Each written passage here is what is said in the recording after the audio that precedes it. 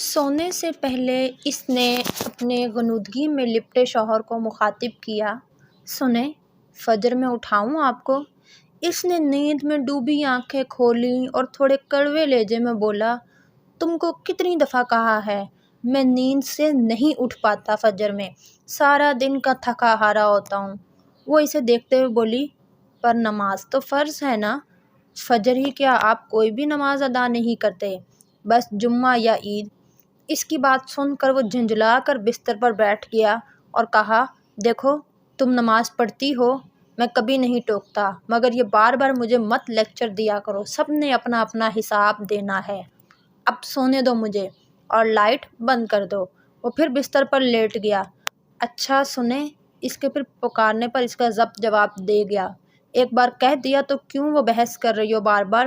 وہ کچھ دیر کے توقف کے بعد بولی، نماز کا نہیں کہہ رہی، دوسری بات ہے۔ کیا؟ اسے سمجھ نہیں آ رہی تھی وہ اب کیا پوچھنا چاہ رہی ہے۔ مجھے کل پیسوں کی ضرورت ہے، جو آپ نے دیے سب ختم ہو گئے، سب ختم ہو گئے۔ اس کے لہجے میں بلا کی حیرت تھی۔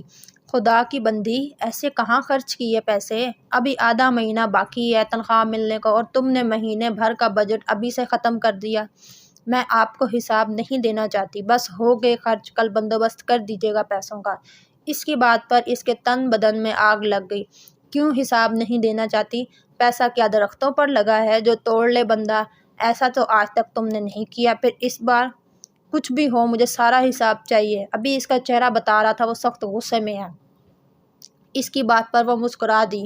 وہ حیرت سے اسے دیکھ رہا تھا۔ تم ہنس رہی ہو؟ مذاق ہے کیا یہ؟ وہ بولی، میں اس لیے ہنس رہی ہوں کہ اللہ نے آپ کو اس گھر کا سربراہ بنایا، اور جب آپ کی سربراہی میں حساب نہ رکھ پائی تو آپ کو غصہ آ گیا۔ اب سوچے کل کو آپ سے بھی وہ رب محشر میں حساب مانگے گا تو کیسے دیں گے؟ آپ کا میرا حساب تو چند ہزار روپوں کا ہے، پر بندے رب کا تو پوری زندگی کی ایک ایک نعمت کا ہے، جس کی کوئی قیمت نہیں، کوئی بدل نہیں۔ وہ جسے سن ہوا سے سن رہا تھا اور پھر بولی، میں نے تو آپ کو مزے سے کہہ دیا میرے پاس حساب نے، پر کیا آپ اس بڑے دن اس رب کے سامنے یہ کہہ سکیں گے جس دن بڑے بڑے بادشاہ اس کے سامنے کانپ رہے ہوں گے؟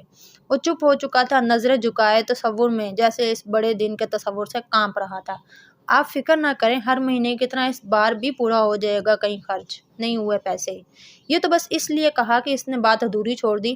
سو جائیں، میں لائٹ بند کر دیتی ہوں۔ وہ اٹھی تو وہ ایک دم بول پڑا، بات سنو جی، تم اٹھو تو فجر کے لیے مجھے جگا دینا۔